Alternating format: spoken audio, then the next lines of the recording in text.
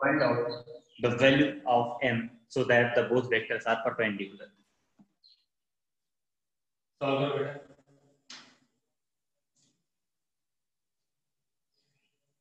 आप मुझे आंसर करिएगा, जब मैसेज करिएगा अगर तो मेरी उस आईडी पर करिएगा जिसमें ऑडियो वीडियो बंद है बेटा, ठीक है? उस पर मत करिएगा जिसका ऑडियो वीडियो ऑन.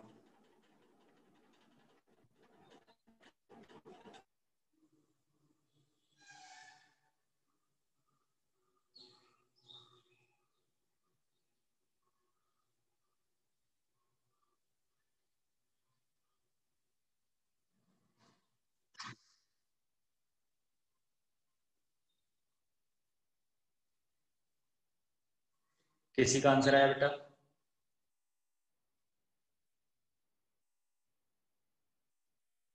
सॉल्व कर रहे हो, मैं बताऊं?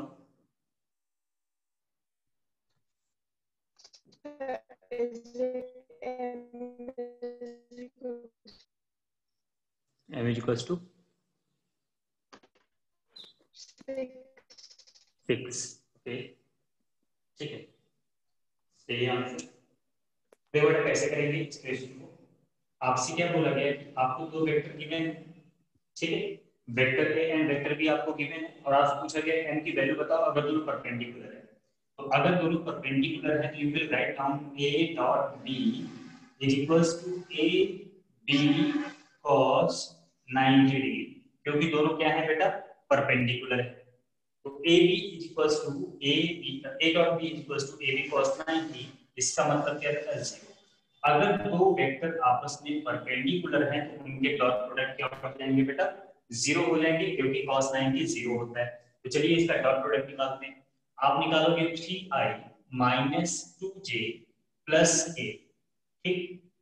और इसका डॉट प्रोडक्ट लिया आपने 2i plus 6j plus m के साथ, ठीक? और इसको इक्वेट किया इसके 0 के इक्वल. अब मैंने आपको बताया था कि हाउ टू मल्टीप्लाई करें. i को i में, j को j में, k को k में, क्योंकि बाकी सारा प्रोडक्ट क्या हो जाता है? 0 हो जाता है. तो i को i में करेंगे तो 3 2 जा 6, i डॉट i क्या हो गया? 1 हो गया. माइनस 2 प्लस 6 तो माइनस 12 और प्लस का m is equals to 0. 6 is equals to 0, m is equals to 6. That is answer. बोलो बेटा, समझ आया? सिंपल सा क्वेश्चन था. अगर परपेंडिकुलर है तो हमने उनका डॉट प्रोडक्ट निकाला और इक्वल टू 0 कर दिया. हमें m की वैल्यू पता चल गई. It is 6. बोलो बेटा, आगे समझ? कोई दिक्कत नहीं ना? आ गया सर. आ गया सर. चल ठीक, पहला क्वेश्चन लेते हैं.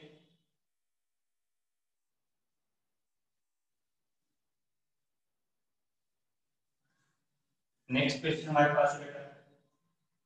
हमें दिया गया है दो वेक्टर. वेक्टर ए दिया गया है i के प्लस j के प्लस k के, ठीक है?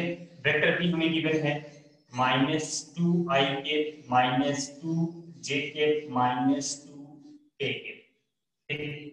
Then find out angle between, find out angle between, इनके बीच का एंगल निकालो.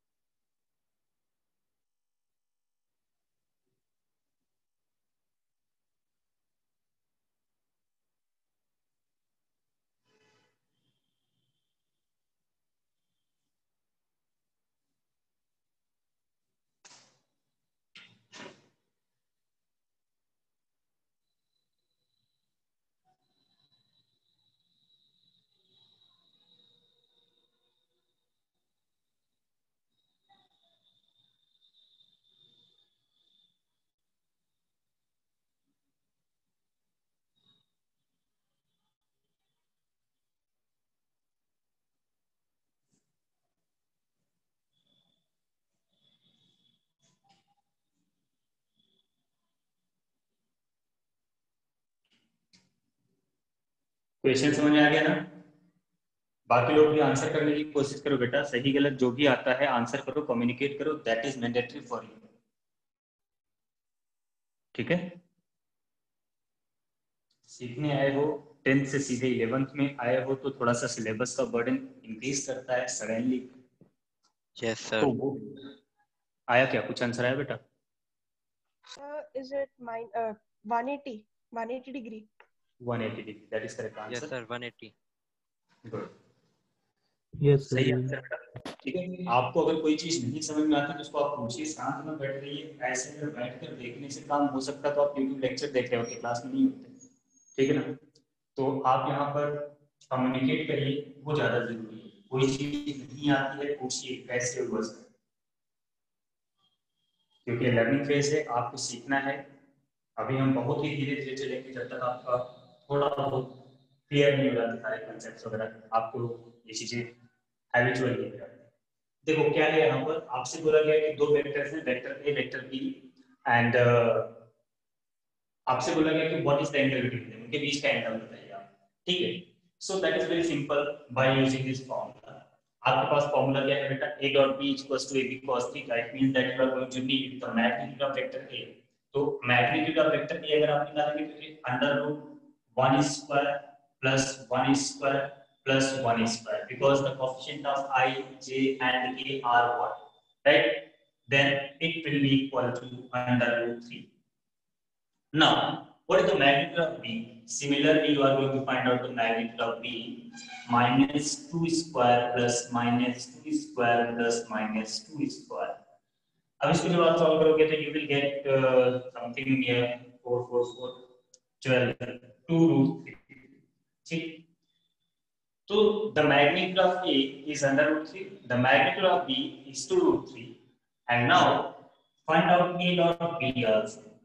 a dot b निकालो बेटा, तो i plus j plus k, और इसका डॉट प्रोडक्ट लेना है minus 2i minus 2j minus 2k के साथ। तो i का i में मल्टीप्लाई किया माइनस 2 माइनस 2 माइनस 2, i का i में मल्टीप्लाई किया, j का j में मल्टीप्लाई किया और k का k में मल्टीप्लाई किया, और आपको मिल जाएगा माइनस का 6। So a dot b is minus 6, a and b is here. Use the formula, जो formula आपके सामने लिखा हुआ है। आप लिखेंगे a dot b is equals to a b cos theta। a dot b minus 6, a हो गया बेटा under root 3, b हो गया 2 under root 3 and cos theta, then you will get cos theta is equals to minus 6 upon 6, that is minus 1 under root 3 3 हो गया बेटा, 3 to 6 हो गया। cos theta minus 1 means theta is 180 degree. अगर किसी को यहाँ तक आ जाता आंसर तो भी बोल सकता है कि सर cos theta minus 1 है। अगर किसी को एंगल याद नहीं है ना तो भी बेटा आप बोल सकते हो। ठीक, एटलीस्ट मुझे ये पता होगा कि आपको कहाँ तक आया और किस चीज में दिक्कत है। ठीक है, अगर किसी का आंसर यहाँ जाता है cos थीटा -1 आ रहा है सर, तो आप वो भी बता सकते हो सर cos थीटा -1 आ रहा है, थीटा आप बता दीजिए, मैं उसको डिस्कस कर लूंगा। ठीक है, तो समझ आएगी? Yes sir. सबको समझ आ गया बेटा? Yes sir. Good, happy independence day बेटा। Same to you sir. Same to you sir.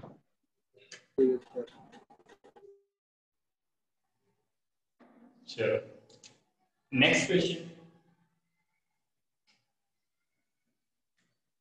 Next question है हमारे पास, if the sum of two unit vectors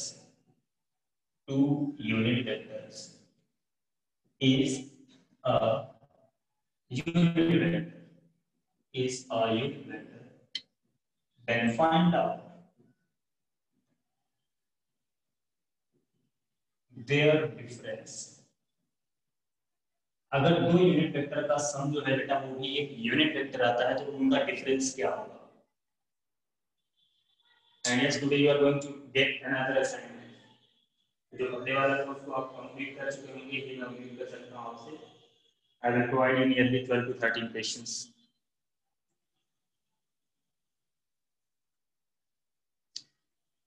Question समझ आ गया ना? If the sum of two unit vector is a unit vector, then find out their differences.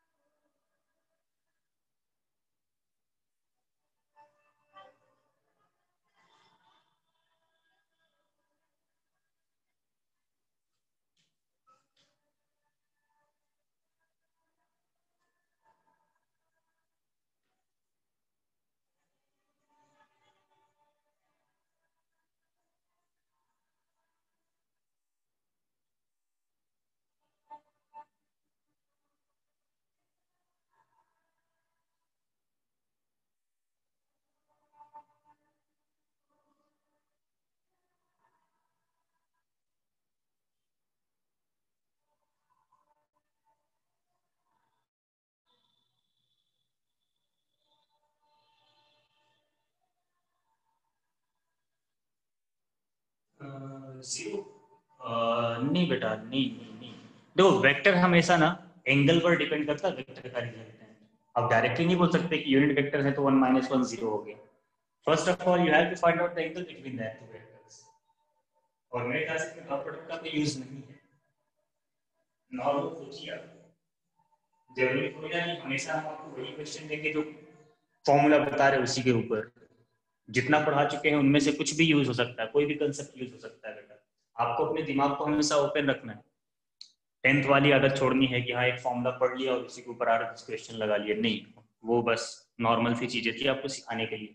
अब अपने दिमाग को खुला रखना है कि यार ये क्वेश्चन है तो इस क्वेश्चन में मैं कौन सा कंसेप्ट लगाऊं। ओके, देखो जो बोला गया स्टेटमेंट में, जो बोला गया बस उस चीज को फॉलो करते हुए चलना है, आपको आंसर मिलेगा। स्टेटमेंट में जो कुछ भी बोला गया उसको फॉलो करते हुए चलो। If the sum of the unit vector is a unit vector, आपके यहाँ पर दिया गया है कि दो यूनिट वेक्टर का जो समेशन है, मान लो उसको हमने यूनिट वेक्टर को मोस्टली स्मॉल n से रिप्रेजेंट करते हैं बेटा। तो यूनिट वेक्टर का जो समेशन है उसको हमने ns से रिप्रेजेंट करते हैं। ये यूनिट वेक्टर हो गया, इसका समेशन n1 और n2। देखो दो यूनिट वेक्टर थे n1 और n2, और इन दोनों को ऐड करके एक रिजल्टेंट मिला, वो भी क्या मिला बेटा? यूनिट वेक्टर मिला। ठीक, तो दो यूनिट वेक्टर्स को ऐड करके हमें क्या मिला बेटा? एक तीसरा यूनिट वेक्टर मिला। So here we are going to use the basic formula जो हमने पहले पढ़ा हुआ है। यहाँ पर कोई प्रोडक्ट वगैरह की बात नहीं है, यहाँ पर सम बोला गया है। If the sum of the unit vector, यहाँ पर प्रोडक्ट की बात ही नहीं कर रहा है वो। So you will say 1 square is equals to 1 square plus 1 square plus 2 into 1 into 1 into cos theta। बोलो क्या मैंने सही लिखा? अब किसी का आंसर आया √3। यस सही है बेटा, √3 इज द करेक्ट आंसर। तो देखो ये जो मैंने सामने लिखा ये आपको समझ में आया बेटा? देखो दो यूनिट वेक्टर थे और उन यूनिट वेक्टर का जो समेशन था वो भी यूनिट वेक्टर था। दो यूनिट वेक्टर थे और उन यूनिट वेक्टर का जो समेशन था वो भी क्या है बेटा? यूनिट वेक्टर है। तो ये क्या हो गया? 1 is equals to 2 plus 2 cos theta, and you will get cos theta is equals to -1/2। इसको सॉल्व करोगे तो आपको क्या मिलेगा? cos theta is equals to -1/2। ठीक है बेटा? अब ऐसा है तो थीटा क्या आ जाएगा? थीटा आ जाएगा 120 डिग्री। तो आपको ये पता चल गया कि जो दो यूनिट वेक्टर हैं जिनका समेशन भी यूनिट वेक्टर है, उनके बीच का एंगल एक्चुअल में कितना है बेटा? 120 डिग्री। तो अब आपसे क्या पूछा गया था? आपसे पूछा गया फाइंड आउट देयर डिफरेंस।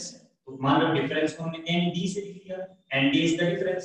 ये पूछा गया है, मतलब क्या पूछा गया बेटा? आपसे पूछा गया n1 के -n2 के कितना है। चलो इसको निकाल लेते हैं। जब आपसे सब्ट्रैक्शन की बात करेगा तो आप यहाँ पर कौन सा फॉर्मूला यूज करेंगे बेटा? सब्ट्रैक्शन वाला फॉर्मूला यूज करेंगे। सब्ट्रैक्शन वाला फॉर्मूला हमारे पास क्या था? सब्ट्रैक्शन वाला फॉर्मूला था a² + b² - 2ab cos theta, है ना? तो I am going to use that. I will write down here ND², क्योंकि ये हमें निकालना है, डिफरेंस तो हमसे पूछा गया है। ND² = 1² + 1² - 2 1 into 1। अब एंगल आपको पता चल चुका है cos 120 degree. So ND square is equals to 2 minus 2 into minus 1 by 2. You will get ND square is equals to 3 and ND is equals to under 2. So this is how you are going to attempt the questions. अगर दो unit vector का summation भी unit vector है तो पहले जो information given है उसका यूज करो और उनके बीच का एंगल निकाल लो, ठीक है। इट इज, इसका मतलब ये नहीं है बेटा कि आपको वही फॉर्मूला यूज करना जो अभी जस्ट पहले बताया, नहीं। इससे पहले लेक्चर्स में मैंने जितनी चीजें बता रखी वो कहीं से भी कुछ भी यूज कर सकते हो, बस आपका आंसर आना चाहिए। बोलो समझ आया? समझ आया किसी को? यस सर, अब क्लियर है। क्लियर है ना? Yes sir. ठीक है, तो डॉट प्रोडक्ट पर एक और लास्ट क्वेश्चन हम आपसे ले लेते हैं, फिर हम लोग वेक्टर प्रोडक्ट पर आते हैं। एक और क्वेश्चन हम डॉट प्रोडक्ट पर ले लेते हैं, बाकी हम आपको भेजेंगे कुछ assignment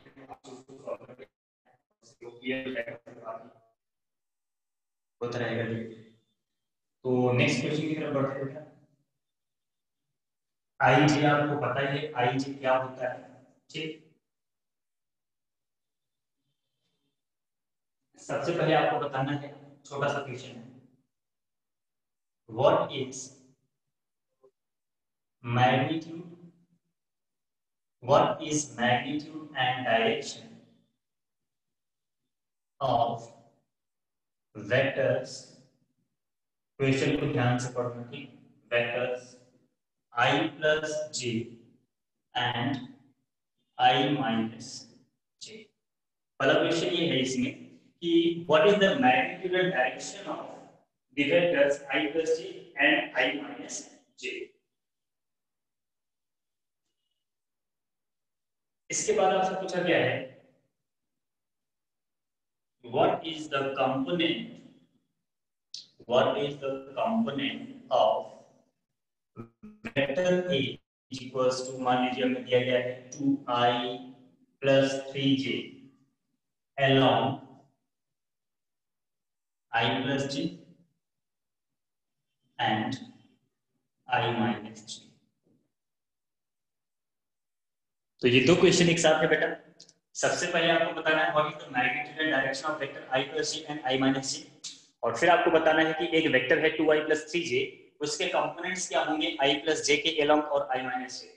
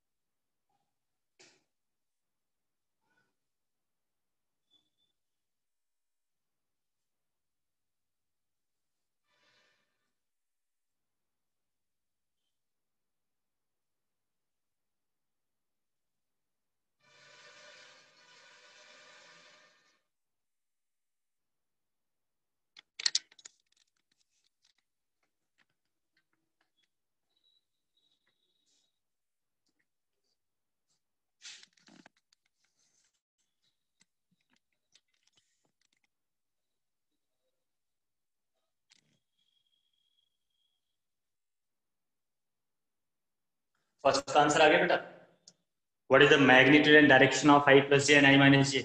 it will not take too much time, second में बताता हूँ। फर्स्ट वाला आंसर करो।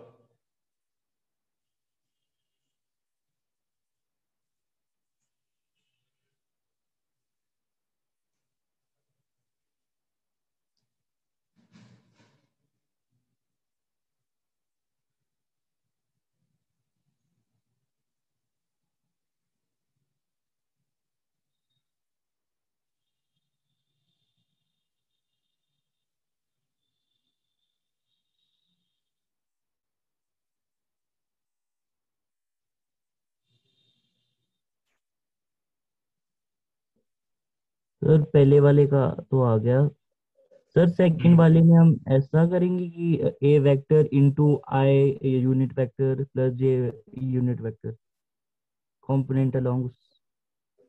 क्या बोल रहे हो, फिर से बोलना, ए डॉट बी। नहीं सर, मैं सेकंड वाली की बात कर रहा था, कंपोनेंट। हाँ सेकंड वाले में क्या कि बोल रहे ए हो? वेक्टर, मतलब इसको ऐसे भी कर सकते हैं कि two i unit vector plus 3 j unit हाँ vector into i unit vector plus j unit vector. बिल्कुल बिल्कुल वही करेंगे बेटा। ठीक है सर। देखो पहला आंसर तो आ गया कुछ लोगों का कि the angle is 45 degree, i plus j का 45 डिग्री का एंगल है और मैग्नीट्यूड दोनों का √2 है। आई माइनस जे का एंगल किसी ने बताया नहीं। देखो डायग्रामेटिकली अगर मैं इसको आपको 45 रिप्रेजेंट करके लिखूं, 45 डिग्री। सर, कितना बेटा? 45 45 for both. Sir. Yes sir. Sir other one is negative. Sir वो तो ओके tan माइनस इनवर्स -1 होगा ना। हाँ सर, tan इनवर्स। tan और माइनस, ठीक तो सही। देखो बेटा डायग्राम अगर मैं बनाऊं यहाँ पर, तो ये हमारे पास है एक्स एक्सिस और ये हमारे पास है वाई एक्सिस। और अगर हम आपसे बोलते हैं i प्लस जे, तो obviously you are talking about a point with the coordinate 1,1। Position vector जब मैंने पढ़ाया था तो आपको बताया था ना, तो इसके कोऑर्डिनेट्स क्या है बेटा 1,1। अगर इसको ज्वाइन कर दोगे ऐसे यहां से, तब ये जो वेक्टर है यही वेक्टर है हमारा क्या i प्लस जे। तो अब इसने कितना एंगल बनाया इसके साथ ये पता लगना है। तो कुछ नहीं करना, यहाँ से जस्ट एक परपेंडिकुलर ड्रॉ करिए। आपको पता है इसका परपेंडिकुलर भी 1 है और बेस भी क्या है बेटा 1 है। तो इसका मैग्नीट्यूड अगर आप निकालोगे तो i प्लस जे का जो मैग्नीट्यूड आएगा, i प्लस जे का जो मैग्नीट्यूड आएगा बेटा, this will be written as √1 square plus 1 square that is √2। ठीक है, और एंगल निकालोगे तो tan theta is equals to component of y upon component of, sorry component of j upon component of y। ठीक है, y upon x। ठीक है बेटा, परपेंडिकुलर अपॉन बेस लगाओगे तो you will get 1 upon 1 that is 1। So theta is equals to 45 degree. ठीक, तो first का आंसर ये है कि मैग्नीट्यूड हो गया √2 और एंगल हो गया कितना बेटा 45। अब दूसरा जो हमने बोला आपसे, दूसरा था क्या i माइनस जे, मतलब 1, -1। 1, -1 कहाँ आएगा, फोर्थ क्वाड्रेंट में आएगा, तो इसको यहाँ पर आप रिप्रेजेंट करेंगे। ठीक, तो ये पॉइंट आपका यहाँ पहुंच गया, इसका कोऑर्डिनेट है 1, 1। तो ये किसको रिप्रेजेंट कर रहा है बेटा, ये रिप्रेजेंट कर रहा है i माइनस जे को। अब अगर ये i माइनस जे को रिप्रेजेंट कर रहा है तो ये एंगल इसका 1। ठीक, ये हो गया 1 और ये भी हो गया 1। आप फिर से इसका मैग्नीट्यूड निकालेंगे i माइनस जे, तो ये आपको मिलेगा √1 स्क्वायर प्लस -1 स्क्वायर, तो √2 हो गया। अब एंगल निकालिए बेटा, तो theta is equals to tan inverse -1 upon 1 that is -45 degree. अब -45 डिग्री का मतलब क्या है, ये एंगल बना था एंटी क्लॉकवाइज डायरेक्शन में और ये एंगल बन रहा है इधर क्लॉकवाइज डायरेक्शन में, इसलिए -45। या फिर अगर एंटी क्लॉकवाइज डायरेक्शन में एंगल देना चाहते हो तो you have to write down 360 -45। ठीक है, so this is how you are going to find out the magnitude and the direction. That is very simple step. समझ आ गया बेटा? आ गया बेटा, सबको समझ में आ गया? Yes sir. सर एक बार रिपीट करो। देखो मैग्नीट्यूड का फॉर्मूला वही जो मैंने बताया था, है ना, √a² + b² + c²। तो यहाँ पर देखो i कैप का कोएफिशिएंट क्या है 1, j कैप का कोएफिशिएंट 1, तो √1² + 1² √2 दैट इज द मैग्नीट्यूड। या फिर √1² - 1² तो भी क्या हो गया बेटा, माइनस का स्क्वायर तो पॉजिटिव हो जाएगा तो √2 हो गया। एंगल कैसे निकाला हमने, एंगल का मतलब होता है y component upon x component. tan theta is equals to y component upon x component. तो y कंपोनेंट का x कंपोनेंट के साथ हमने पहले रेशियो निकाला था, इट वाज 45 और दूसरे केस में -1 इसलिए -45। -45 मींस जो पहले केस का एंगल था वो एंटी क्लॉकवाइज डायरेक्शन में मेजर किया गया है, जो -45 है वो क्लॉकवाइज डायरेक्शन में मेजर किया। ठीक, और in second case you can say the angle is 360 - 45 with the x-axis. आ गया सर। Okay. अब देखिए इसका दूसरा पार्ट क्या है यहाँ पर। दूसरा पार्ट ये बोल रहा है कि एक वेक्टर है हमारे पास 2i + 3j। What will be the component of that vector along i + j? पहले हम इसकी बात कर लेते हैं along i + j। ठीक, तो देखो बेटा हमने जब पढ़ा था a dot b is equals to A B cos theta, यही पढ़ा। तो इसमें देखो क्या था, इसका ज्योमेट्रिकल मतलब मैंने आपको बताया था कि वेक्टर ए के ऊपर वेक्टर बी का कितना पार्ट है। ठीक, अगर मैंने लिखा a dot b equals to a b cos theta, इसका मतलब यह है कि वेक्टर a के ऊपर b का कौन सा कंपोनेंट है। पार्ट मतलब क्या होता है बेटा, कंपोनेंट। तो b cos theta is the component of a vector b और वो a के साथ मल्टीप्लाइड है। क्वेश्चन में क्या बोला गया, what is the component of a along i plus j। तो मतलब हमें इस वेक्टर का कंपोनेंट मतलब हमें क्या निकालना बेटा, तो value of a cos theta. We have to find out the value of a cos theta and b becomes I plus j। अगर ये वेक्टर a है तो ये हो जाएगा vector b I plus j and you have to find out a cos theta not b cos theta, ये ध्यान रखना क्योंकि इसका कंपोनेंट पूछा गया है, component of this vector on this vector along this vector. ठीक है, तो इस वेक्टर का कंपोनेंट मतलब a cos थीटा, जैसे आप b cos थीटा का मतलब b का कंपोनेंट है, वैसे a cos थीटा लिख दोगे तो a का कंपोनेंट हो जाएगा। ठीक है, तो अगर मैं लिखता हूं component of vector a is equals to 2i plus 3j on vector b is equals to i plus j को मैंने वेक्टर b मान लिया, will be given as a dot b is equals to a cos theta times of b। This is the component of a on b। बोलो सही लिखा है कि नहीं, बोलो बेटा सही लिखा कि नहीं। Yes, sir. So now what? The component of a on b will be given as a cos theta is equals to a dot b upon b। तो a dot b निकालो, इन दोनों का डॉट प्रोडक्ट 2 1 जा 2 plus 3 1 जा 3 भाई i का i में multiply कर दिया, j का j में मल्टीप्लाई कर दिया, अपॉन b का मैग्नीट्यूड क्या है बेटा, √2। तो दिस इज 5/2। तो component of 2i plus 3j along i plus j is 5/√2। बोलो समझ आया। So please repeat.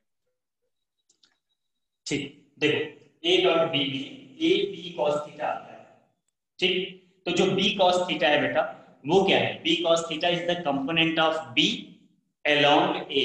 Geometrical representation याद होगा आपको, ये हमारा वेक्टर a था, ये हमारा वेक्टर b था, और जब हमने इसका डॉट प्रोडक्ट निकाला था तो हमने कहा था कि इसका वो वाला कंपोनेंट पता लगाओ जो a के ऊपर है, जो कि क्या होता है b cos थीटा, और उसको a में मल्टीप्लाई कर दो।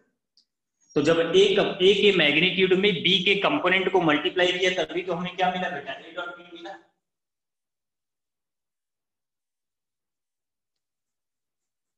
बोलो सही बोल रहा हूं ना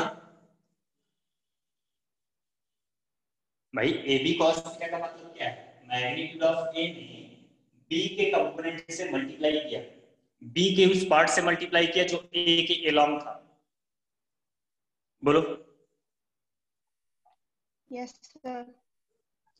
तो अब बेटा आपसे क्या बोला गया था, कंपोनेंट निकालना था किसका, a का, किसके ऊपर, i प्लस j, जिसको हमने b मान लिया। हमने फॉर्मूले में लिख दिया a dot b, a cos theta को साथ में लिख दिया, b को अलग लिख दिया। तो a cos theta is the component of a on b। a cos theta क्या हो गया, component of a on b। जैसे b cos theta is the component of b on a, वैसे a cos theta is the component of a on b। So that a cos theta where to be find out, तो a dot b upon b कर दिया, आ गया answer. बोलो समझ आया। Yes, sir. Similarly, you have to use the concept to find out a along I minus j। I minus j के along निकालोगे तो a dot b upon b आएगा, लेकिन b vector I minus j होगा बेटा, magnitude वही रहेगा, but आप लिखोगे 2 minus 3, that is -1/√2। बोलो समझ आ गया, उसको भी करूंगा।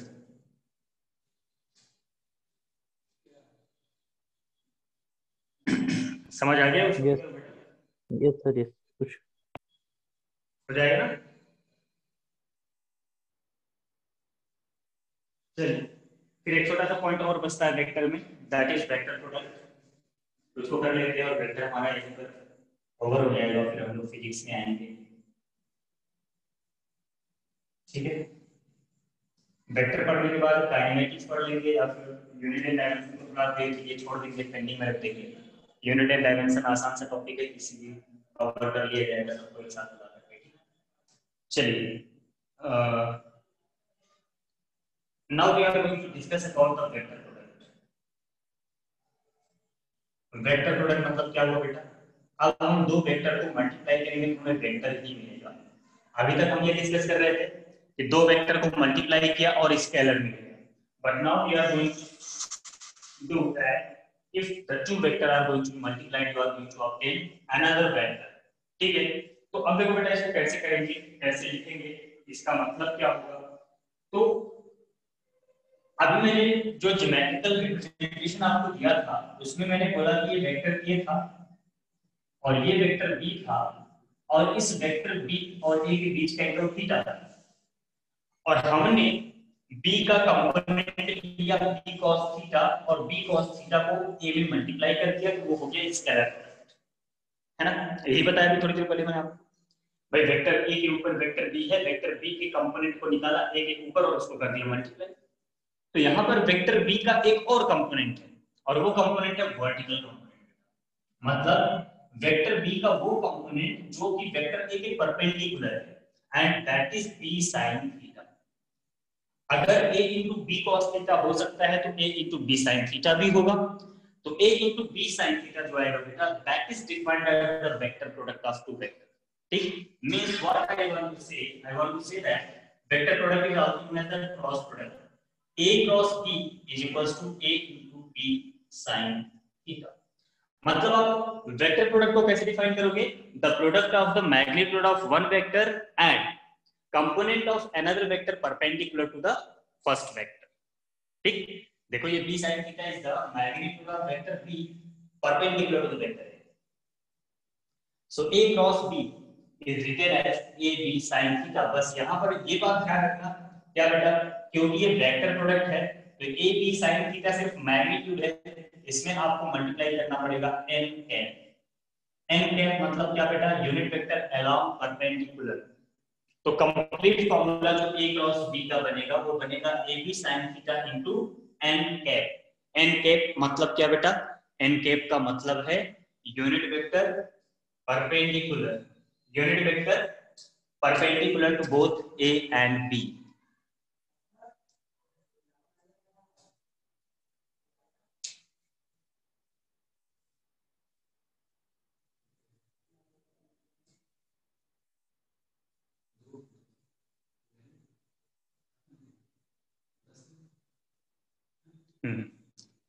ठीक है बेटा, a क्रॉस b क्या हो गया, ab sin theta n cap. अब ये n कैप क्या है इसको मैं अभी थोड़ी देर में आपको समझाता हूं। सबसे पहले आपको ये समझ में आया a क्रॉस b मतलब ab sin theta.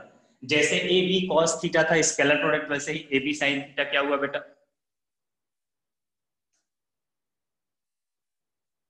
ab sin theta क्या हुआ बेटा, मतलब ab sin थीटा हो गया आपका वेक्टर प्रोडक्ट, ठीक है। और क्योंकि ये वेक्टर प्रोडक्ट है, क्योंकि आपको a क्रॉस b करके आपको एक तीसरा वेक्टर मिलने वाला है, इस ab sin थीटा को आप एक तीसरा वेक्टर लिख सकते हो बेटा।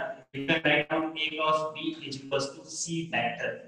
तो c वेक्टर क्या है यहाँ पर, where c vector is a b sin theta n cap. तो this is the magnitude and this is the direction of the product of the two vector.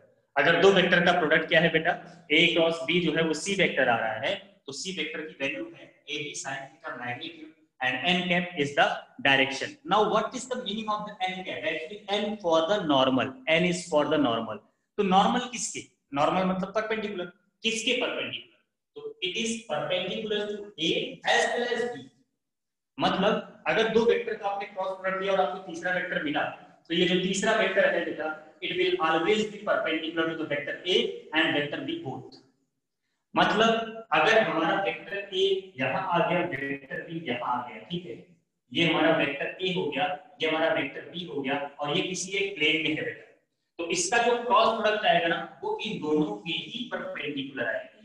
ये होगा वेक्टर c जो कि इसके भी परपेंडिकुलर होगा और इसके भी परपेंडिकुलर होगा, वेक्टर a के भी परपेंडिकुलर होगा, वेक्टर b के भी परपेंडिकुलर होगा। मींस यू कैन से अगर वेक्टर a और वेक्टर b किसी टेबल पर लाई कर रहे हैं ना, किसी टेबल के ऊपर वेक्टर a वेक्टर b लाई कर रहा है, ठीक, तो उसका जो क्रॉस प्रोडक्ट आएगा या तो उस टेबल के परपेंडिकुलरली अपवर्ड आएगा या तो उस टेबल के परपेंडिकुलरली डाउनवर्ड आएगा। That's why it is written here N. बोलो बात समझ में आई? बात समझ आई बेटा? ये बहुत इंपॉर्टेंट पॉइंट है क्योंकि आगे चल के आपको काफी कुछ मिलने वाला है।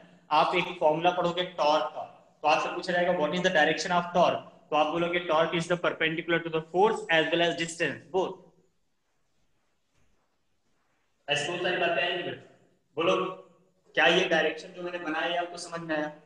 Sir no sir. ओके हाँ, कुछ पूछा था बेटा? सर ये जो आपने लिखा है ना वेयर सी वेक्टर, ये वाला दोबारा एक्सप्लेन कर दो। कुछ नहीं बेटा, जैसे मैंने क्या वेक्टर प्रोडक्ट का मतलब क्या है? when two vectors will multiply you will get another vector, right? अभी तक आप क्या पढ़ रहे थे? work is equals to force into displacement. Force was vector, displacement was vector. Vector into vector मिला work done, that was scalar. But now we are talking that कि अगर हम दो वेक्टर को मल्टीप्लाई करेंगे, we will multiply the force with the perpendicular distance. तो force भी vector, perpendicular distance भी वेक्टर, और उसका जो रिजल्टेंट आया बेटा, मतलब मल्टीप्लाई करने के बाद जो रिजल्ट हमें मिलेगा दैट मस्ट बी वेक्टर। तो a क्रॉस b जो है वो ab sin थीटा तो है, but ab sin theta is just the magnitude. Vector में मैग्नीट्यूड और डायरेक्शन दोनों होता है, तो ab sin थीटा से तो मैग्नीट्यूड आएगा, डायरेक्शन कहां से लाओगे? n कैप से। तो ab sin थीटा में n कैप का मल्टीप्लाई कर दोगे तो आपको मिल जाएगा क्या बेटा? Direction of a cross b, मतलब कंप्लीट वेक्टर मिल जाएगा। तो ये ab sin theta into n cap it is a vector, उसी को मैंने रिप्रेजेंट कर दिया सी वेक्टर से, कोई एक तीसरा वेक्टर सी वेक्टर से। जैसे यहां पर लिखेंगे हम f cos r is equals to torque. ये फॉर्मूला आप जल्दी ही पढ़ने वाले हो, अभी ऐड ना पढ़े, सीबीएसई वाले नहीं पढ़े होंगे, आईसीएसई वाले ऐड पढ़े होंगे, ठीक है? तो torque is equals to f cos r। अब इसमें देखो बेटा क्या है, f भी वेक्टर है, r भी वेक्टर है, और इन दोनों का प्रोडक्ट भी वेक्टर है।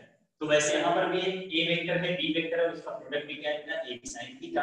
वो केवल मैग्नीट्यूड का डायरेक्शन से मल्टीप्लाई करके उसको रिप्रेजेंट करती है। आई बात समझ में? यस सर, आ गया। मतलब इसी टाउ को अगर आप लिखोगे तो आप लिखोगे f r sin theta n cap, इस फॉर्म में लिखोगे तो ऐसे लिख दो, ठीक है? तो ये मैंने इसलिए लिखा था क्योंकि मैं ये बताना चाह रहा था कि n कैप क्या चीज है। अब n कैप का मतलब क्या है? When you will multiply the two vector a cross b आप फाइंड आउट करोगे, तो जो तीसरा वेक्टर मिलेगा that vector must be perpendicular to the both vector, vector a as well as vector b, ठीक है? जो c वेक्टर होगा वो a वेक्टर और b वेक्टर दोनों के ही परपेंडिकुलर आना चाहिए। तो वही मैं आपको समझा रहा था कि अगर मान लीजिए आपके दो वेक्टर्स हैं, वो किसी एक प्लेन में है, ये हमारे पास दो वेक्टर है, ठीक है, और ये किसी एक प्लेन में है बेटा, ठीक, ये हॉरिजॉन्टल प्लेन में है, तो जब आप a क्रॉस b निकालोगे, a क्रॉस b, तो इसका जो तीसरा वेक्टर आएगा उसका डायरेक्शन क्या होगा? दोनों के ही परपेंडिकुलर, मतलब टुवर्ड्स द रूफ और towards the ground floor, will depend on the direction. Direction में अभी समझाऊंगा, लेकिन पहले ये समझो कि दो वेक्टर को अगर मल्टीप्लाई किया आपने और दोनों किसी एक प्लेन में है, अगर ये दोनों इस बोर्ड के प्लेन में है तो इनका क्रॉस प्रोडक्ट किधर आएगा बेटा? परपेंडिकुलर टुवर्ड्स मी और perpendicularly inward to the board, ठीक है? मतलब अगर दो वेक्टर एक्स वाई प्लेन में लाई कर रहे हैं तो उनका जो क्रॉस प्रोडक्ट है वो जेड एक्सिस के अलोंग आएगा। एक्स जेड प्लेन में लाई कर रहे हैं तो वाई एक्सिस के अलोंग आएगा, जेड वाई प्लेन में लाई कर रहे हैं तो एक्स एक्सिस के अलोंग आएगा। That what I want to say. बोलो समझ आया? Yes sir. यस, ठीक है। और इसका काफी यूज भी होगा, आप अभी नहीं समझ पाओगे, लेकिन हाँ जब मैं टॉर्क की बातें करूंगा, उसके आगे की बातें करूंगा, and mostly in class 12 when we will discuss the electric and magnetic field, you will use this concept broadly, ठीक है? So this is the meaning of the vector product a cross b a b sin theta. अच्छा चलो इतना मैंने बता दिया आपको। अब बात ये आती है, जैसे मैंने बोला कि जो c वेक्टर है ये जो है a और b दोनों के परपेंडिकुलर होगा, तो बेटा परपेंडिकुलर दो बन रहे हैं ना, जैसे मान लो ये हमारे पास ये दोनों वेक्टर थे, ये हॉरिजॉन्टल प्लेन में थे, ठीक है? अब इनका जो वेक्टर प्रोडक्ट आया, it can be either vertically upward or vertically downward, so who will decide that whether it is vertically upward or whether it is vertically downward? So direction कैसे निकालेंगे? पहला रूल आप यहीं पर पढ़ेंगे, डायरेक्शन कैसे find out करेंगे। ये सर मैग्नेटिज्म आपने अगर पढ़ा होगा 10th में तो आपने ये रूल वहां पर पढ़ा होगा, that is the right hand thumb rule, direction right hand thumb rule का जानते हो क्या? सुना होगा बेटा, सुना है ना? Yes sir.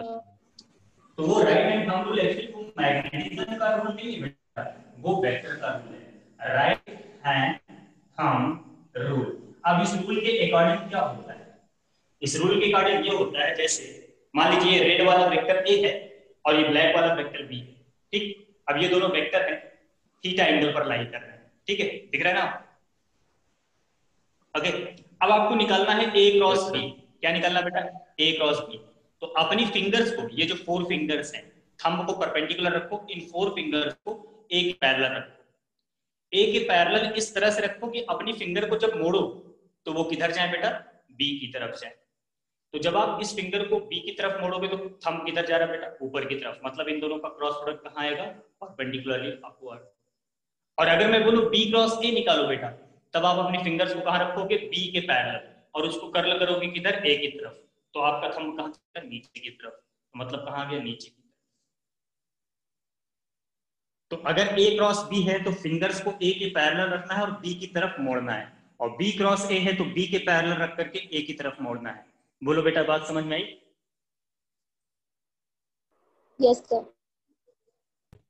Yes sir. ऐसे भी एक और रूल होता है बेटा, ये रूल आपने पढ़ा है, इसलिए मैंने इसको पहले बताया। एक दूसरा रूल होता है स्क्रू रूल, ठीक है। स्क्रू रूल क्या बोलता है? स्क्रू रूल बोलता है कि आप यहाँ पर नीचे एक स्क्रू लगा दो, ठीक है। अब स्क्रू को लगाने के बाद उसको आप घुमाओ, स्क्रू को एक स्क्रू ड्राइवर लोगे, स्क्रू ड्राइवर की हेल्प से आप उसको घुमाओगे। तो ए क्रॉस बी है तो ए से बी की तरफ स्क्रू को घुमाओगे तो स्क्रू किधर घूमेगा बेटा? एंटी क्लॉकवाइज डायरेक्शन में। तो स्क्रू कहाँ जाएगा? ऊपर को जाएगा। टाइट होगा ना ये, अगर आप इसको एंटी क्लॉकवाइज घुमाओगे तो टाइट होगा, तो ऊपर को जाएगा, ठीक है। और अगर बी क्रॉस ए निकालोगे तो ढीला होगा, ढीला होगा तो नीचे को आएगा। तो जो बेटर लगे, मेरे ख्याल से राइट हैंड ज्यादा बेटर है। बाकी अगर आपको स्क्रू रूल ज्यादा बेटर लगता है तो आप स्क्रू रूल से भी समझ सकते हो, ठीक है। ठीक है बेटा, बात समझ में आ गई? Yes sir. तो this is how you are going to find out the direction and what is the meaning of the vector product। ये आपको समझ में आ गया होगा बेटा। अब जरा बात कर लेते हैं यूनिट वेक्टर्स के बारे में कि कैसे यूनिट वेक्टर को मल्टीप्लाई करते हैं। भाई यूनिट वेक्टर जब हमारे पास था उसमें डॉट प्रोडक्ट में, तो आई डॉट आई 1 हो गया था और बाकी सबके साथ 0 हो गया था। अब यहाँ पर देखते हैं वेक्टर प्रोडक्ट में क्या आएगा। इसे नोट कर लिया बेटा? इसे नोट कर लिया आपने? Yes sir. ठीक, कर दिया सर। अब देखते हैं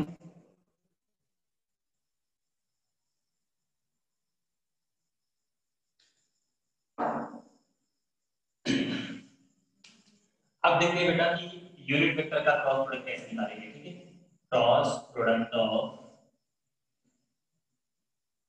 यूनिट वेक्टर्स। तो जब आप यूनिट वेक्टर का क्रॉस प्रोडक्ट निकालेंगे तब आपको क्या मिलने वाला है? जैसे मान लीजिए मैं आपसे बोलूं आई क्रॉस आई, आई क्रॉस आई का मतलब क्या हुआ बेटा? दोनों ही यूनिट वेक्टर हैं अलोंग दी एक्स एक्सिस। तो आप लिखोगे 1 into 1 into साइन 0, ठीक। तो साइन 0 क्या होता है बेटा? 0। तो अब यहाँ पर देखो क्या है, आई क्रॉस आई क्या हो गया? 0 हो गया। आई क्रॉस आई क्या हो गया बेटा? 0। सिमिलरली जे क्रॉस जे लिखोगे तो क्या है? 1 cross 1 into sine 0, again it is 0 but write down 0 vector not 0, ठीक है, क्योंकि दो वेक्टर का प्रोडक्ट आपको क्या देगा? तीसरा वेक्टर देगा। Similarly, k cross k, this will also be 1 into 1 into sin 0 is equals to 0 vector। बोलो ये समझ में आया कि नहीं? I cross I 0, J cross J 0, K cross K 0। Yes sir. Clear ना? चलिए, अब अगर ऐसा है तो अब बाकी का देखते हैं। I cross J क्या आएगा बेटा? I cross J। अब I और J की बात हो रही है। I और J का मतलब हुआ ये हमारा हो गया आई और ये हमारा हो गया जे, मतलब ये एक्स एक्सिस हो गया बेटा, ये वाई एक्सिस हो गया। एक सेकंड, इसको थोड़ा सा क्लियर डायग्राम बनाना पड़ेगा समझाने के लिए।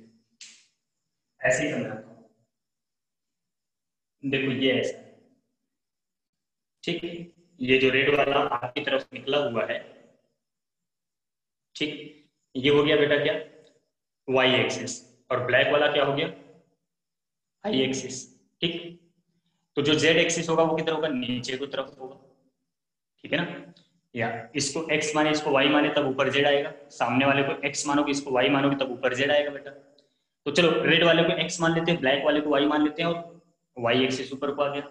आपसे बोला गया i क्रॉस j, आपने अपनी फिंगर को रखा i के पैरेलल और j की तरफ घुमा दिया, तो कहाँ आ रहा है बेटा, k की तरफ आ रहा है ना, k की तरफ आ रहा है, मतलब i क्रॉस j जो आएगा वो आएगा k वेक्टर आएगा कि नहीं भाई, मैग्नीट्यूड तो 1 ही आएगा, लेकिन डायरेक्शन क्या होगा, आई और जे दोनों के परपेंडिकुलर, तो के वेक्टर। तो अगर आई जे की आ रहा है बेटा, तो जे क्रॉस आई क्या आएगा, ऑब्वियसली माइनस के आएगा, according to the right hand हम लोग। अगर आई क्रॉस जे जो है वो के है, तो जे क्रॉस आई क्या होगा बेटा, माइनस का के। बोलो समझ आ रहा है, कुछ ना समझ में आए तो बोलना।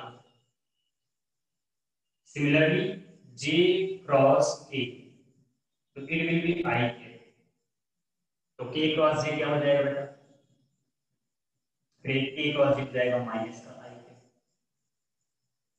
और आई जे हो गया, जे के हो गया। अब के आई देख लेते हैं, यही लिख देते हैं के आई, तो के आई क्या हो जाएगा बेटा, जे हो जाएगा, तो फिर आई क्रॉस के क्या हो जाएगा, minus J. So this is how you are going to multiply the two vector for the cross product. बोलो समझ आया, यस सर। याद रहेगा ना। देखो ये केवल समझने वाली बात है, एक बार समझ में आ जाएगा तो काफी आसान सी चीज है बेटा, इसमें ज्यादा कोई मुश्किल नहीं है, ठीक है। अब इसको याद रखने के लिए आप एक काम कर सकते हो, यहाँ पर लिखो आई जे के, ठीक है, ये चल रहा है ऐसे क्लॉकवाइज, तो आई जे के होगा बेटा, जे के आई होगा, के आई जे होगा, और अगर डायरेक्शन बदल गया तो माइनस लगा देना। डायरेक्शन बदल गया मतलब अगर जे क्रॉस आई हो गया तो माइनस आई, आई क्रॉस जे, आई क्रॉस के हो गया तो माइनस जे, के क्रॉस जे हो गया तो माइनस आई, ऐसे याद रख सकते हो उसको, ठीक। आई जे के लिखो क्लॉकवाइज, और क्लॉकवाइज डायरेक्शन में लिखोगे आई क्रॉस जे तो के, जे क्रॉस के तो आई, के क्रॉस आई तो जे।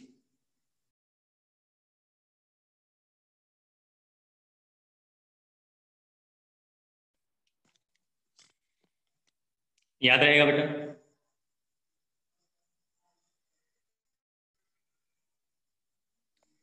याद रखोगे इस चीज को। Yes sir. तो इस तरह से आपको यहाँ पर प्रोडक्ट निकालना है। एक और तरीका होता है डिटरमिनेंट का, बट उसको मैं अभी नहीं बताऊंगा बेटा, कुछ दिन आप पहले पढ़ाई कर लो, इसके बाद उसका डिस्कशन करेंगे, वरना दो चीजें एक साथ मिक्स हो जाएंगे तो आपको लगेगा ये थोड़ा टिपिकल है। एक और तरीका होता है इसको फाइंड आउट करने का, लेकिन वो मैथमेटिकल वे होता है, जिसमें हम डिटरमिनेंट को सॉल्व करते हैं, और डिटरमिनेंट अभी आपने पढ़ा नहीं होगा, मैट्रिसेस एंड डिटरमिनेंट्स, और वैसे भी मेडिकल वाले पढ़ेंगे नहीं उसको, तो थोड़ा सा रुक करके फिर मैं उसको बताऊंगा तो ज्यादा बेटर रहेगा, अभी बताने का कोई मतलब नहीं है, ज्यादा टिपिकल सा लगने लगेगा, ठीक।